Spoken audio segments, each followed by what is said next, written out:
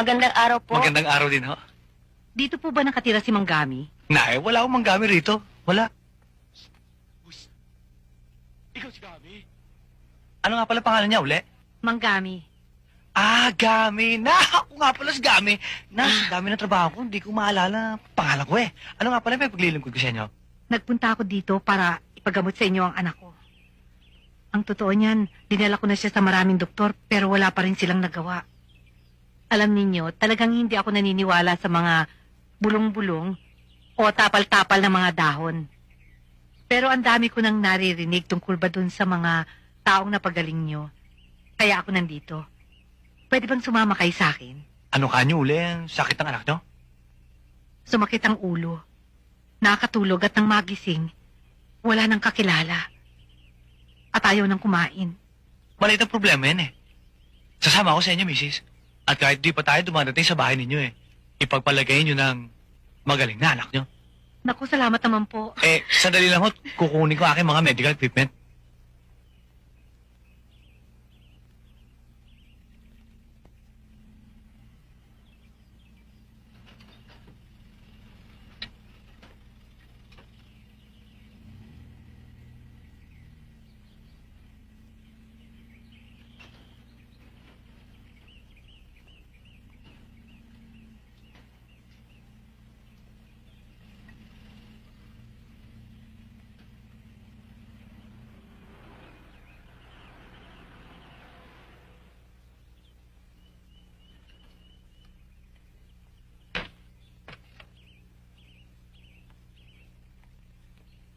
Oh, halina kayo. Oo.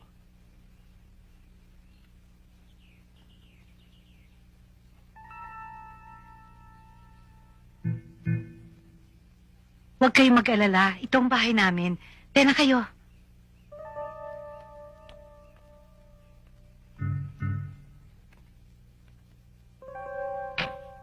Manggami, tuloy kayo.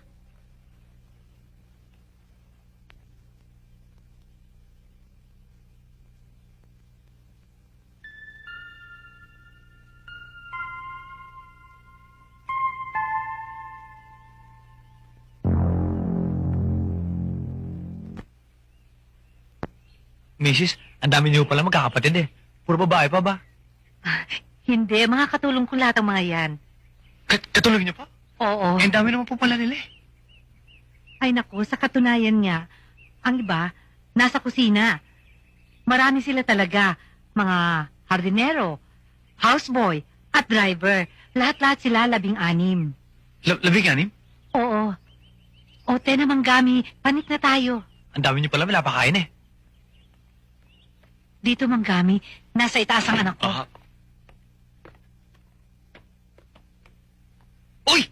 Bakit Manggami? Ang dulas ko kasi ng gandanan niyo eh. Tena Manggami, pasensya na kayo. Ang laki naman palang bahay niyo eh. Hagdanan pa lang eh, kwarto na para sa amin.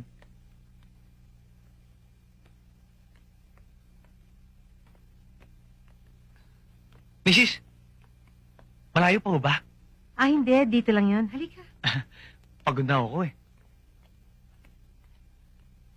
Dito ho tayo.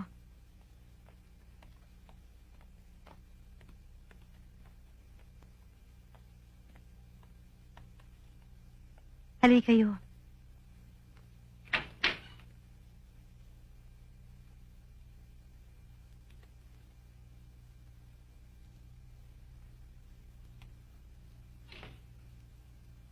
Kumusta na siya? Hindi pa rin po nagigising eh. Mahilig pala sa mga manikang basa anak niyo eh oh. Manggami? Ang anak ko si Sofia.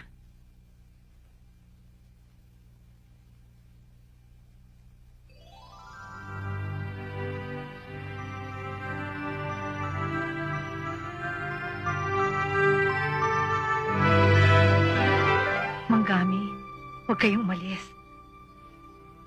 Magbabayad ako kahit magkano. Alam kong kayo lang ang makapagpapagaling sa anak ko.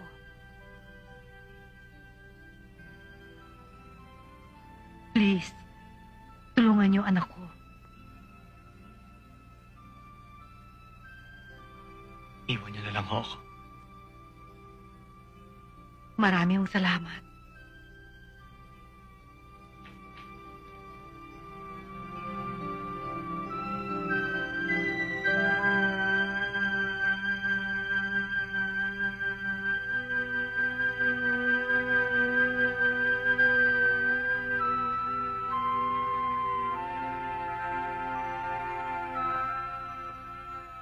Boss,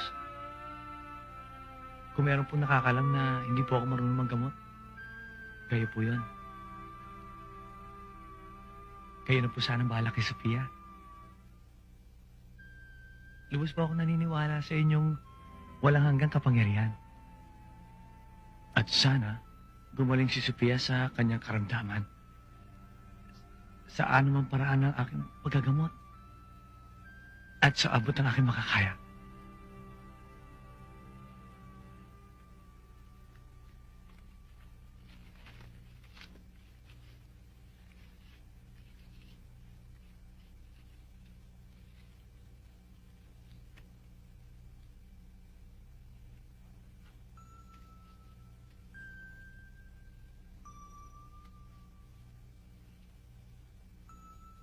Alam mo, Sofia, yan ang ginagamot ng lolo ko pag masakit ang ulo ko. Pero ikaw, hindi ko naman alam kung anong karamdaman mo. Kaya ngayon pa lang, humihingi na ako ng tawad. Dahil hindi ko alam kung anong mangyayari sa'yo pagkatapos nito.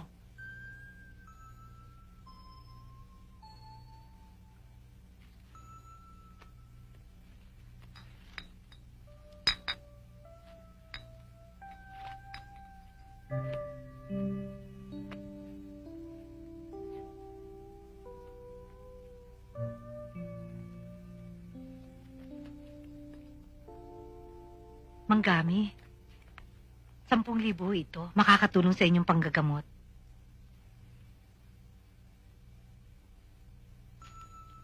Salamat ho uli.